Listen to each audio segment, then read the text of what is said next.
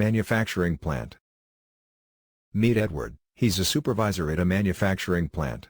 After a successful manufacturing of the product, he sees a shortage for one of the key component used in the product which will hamper the production.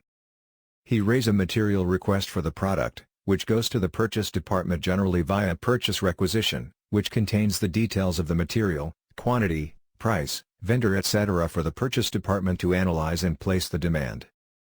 Purchase department. At the purchase department analyzes Edward's requirement and keeping in mind different parameters such as the past trend of the vendor, pricing and the requirements, she raises a purchase order for the material which goes to vendor after approvals. Vendor company. Upon receiving the purchase order, vendor usually takes some time to prepare, package and deliver goods required by the company. The delivery receipt is attached and dispatched to the company alongside the goods. Finance department. For vendor payment, Chris in the finance department checks the invoice for parameters such as terms, due date and discount.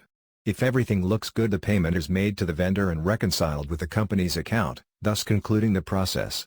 Procure to pay cycle starts from material request, to purchase requisition, to purchase order to vendor, then a GRN receipt from the vendor, to invoice posting inside system, to finally payments made to vendor and reconciliation with the bank account.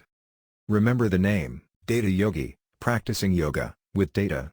And don't forget to like, comment, hit that bell icon for notifications and subscribe to the Data Yogi channel. Stay tuned for the next video which delves deep into SAP tables for Procure to Pay.